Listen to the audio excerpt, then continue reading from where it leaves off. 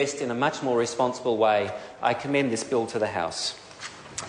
The question is that the motion be agreed to. The Honourable Dr Nick Smith. Mr Speaker, this is one of those typical Green bills that sounds very worthy on the surface, but the moment you stop and think about it, realise that it's actually pretty daft and silly. You see, it's going to be a bill that is bad for investment policy, but it's also bad climate change policy, and I want to work through those issues. You see, what this bill would do is say to the guardians of the New Zealand Super Fund that they have to invest their billions of dollars in a climate change friendly way. And the big question that it leaves wide open is, what in the heck does that actually mean? You see, is it going to be proper for the New Zealand Superannuation Fund to invest in New Zealand's all-important dairy industry?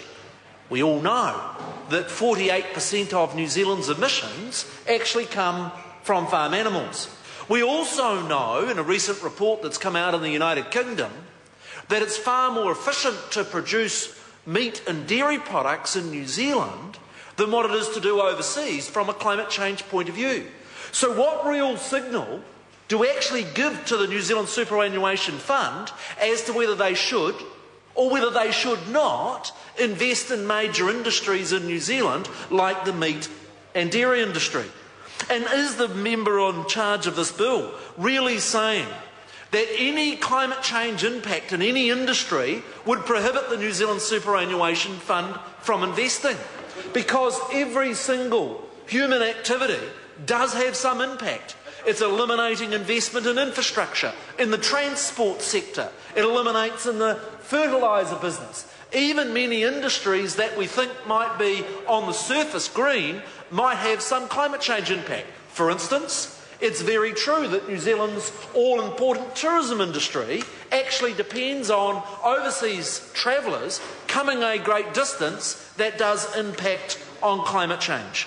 So all it does is create a great deal of fuzziness and confusion about the superannuation fund. And the second challenge I've got for the Greens is this. If you really believe that the guardians of the superannuation fund should have to take into account worthiness, why do we not go into other areas? For instance, I think most members of this House would say it's good for business to invest in R&D.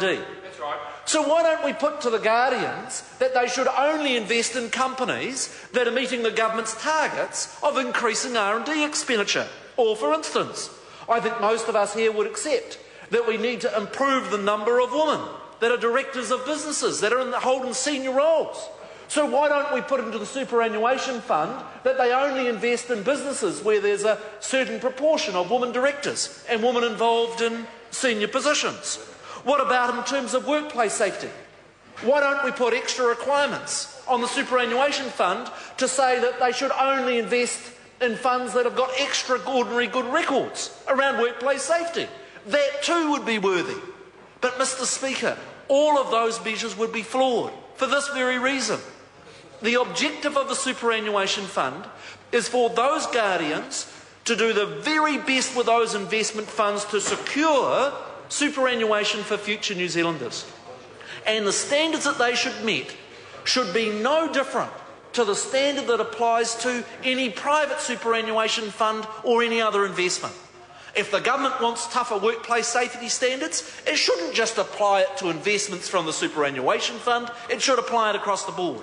If the government wants to pass some rules about increased R&D expenditure or more women participation in directors or any of those other worthy goals, there is no justification for saying that investments from the superannuation fund should have to meet some sort of different standard to any other investment, and that's where the bill is flawed.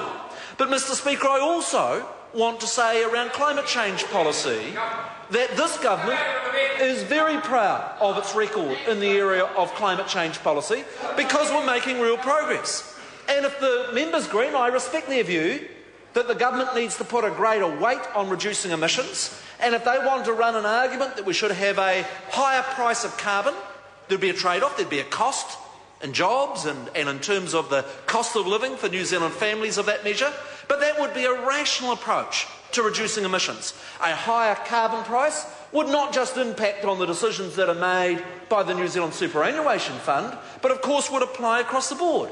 And that would be a rational perspective rather than the piecemeal and the silly approach in this bill. Mr. Speaker, I do want to put on record the many initiatives that this government has taken around climate change, because they're so often overlooked by members opposite. Let's look in terms of renewables. Everybody accepts that one of the areas where New Zealand has gone backwards has been that too much of our electricity has been produced by thermal electricity. In fact, in the period from 1990 to 2008, we saw a consistent increase in the amount of electricity that was being produced in New Zealand thermally. And since we have been the government, in each and every year, Mr. Mallett, there's a previous Minister of Energy, each and every year that we have been government, the proportion of renewable power that New Zealand has produced has increased, and that is a trend of which we are proud. In the course of this government, we've had 180,000 homes insulated. Now, isn't that a sensible climate change policy that this government has adopted and has advanced? Let's look at an area like trees. We all accept that the trees have an impact on climate change. It's actually about 30% of the global impacts. During the course of the last term of the previous government, we saw New Zealand lose 40,000 hectares of trees. Contrast that with the record of this government. In our first 3 years in government, we've actually seen the forest estate grow by 30,000 trees. Let's take the overall numbers.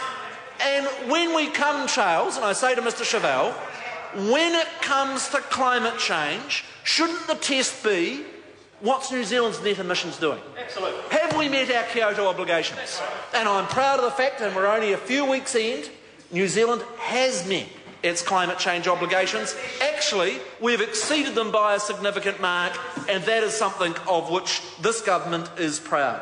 I would also note that in contrast to the years under Labour, remember, Labour campaigned on New Zealand being the first carbon neutral country in the world. Look, I acknowledge the Green Party and the Labour Party are better on climate change rhetoric than anybody I know.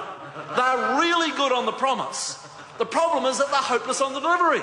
They promised a carbon neutral New Zealand and emissions went up 26%. They went up every single year in the Clark government. And do you know what the latest reports tabled in this Parliament last month show? That in the years 2009 and 2010, the last 2 years that we've got figures, New Zealand's net emissions have been coming down. How many congratulations messages have you heard the Green Party give this government for being the first government in more than a decade that's actually had New Zealand's net emissions come down? And then I finally want to conclude on the superb job that international negotiations and climate change minister Tim Grosser is doing, not just in Doha, but consistently. He has had more influence over international negotiations than any New Zealander in the last 20 years. And I've been party to some of those and seen Tim Grosser do his work. And Tim Grosser's basic message is right on the money. And it's this: all of the growth in emissions over the next 20 to 50 years is in developing countries. That's where the big growth is. And so for members opposite to be preoccupied on the emissions coming from 15% of emissions coming from developed countries is completely missing the challenge. If we are to get on top of this problem of climate change, the really big challenge is to get those fast-growing developing countries to move to new technologies.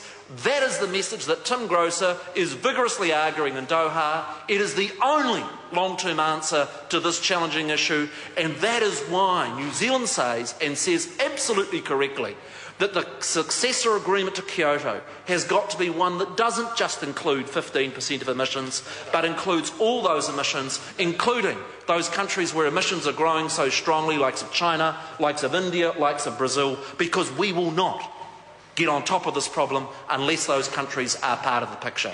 Mr. Speaker, this government has a very credible record on climate change. This is a warm, fuzzy bill that will do nothing. It will only send confused signals to the New Zealand Superannuation Fund, and the House should reject this bill. I call the Honourable David Parker.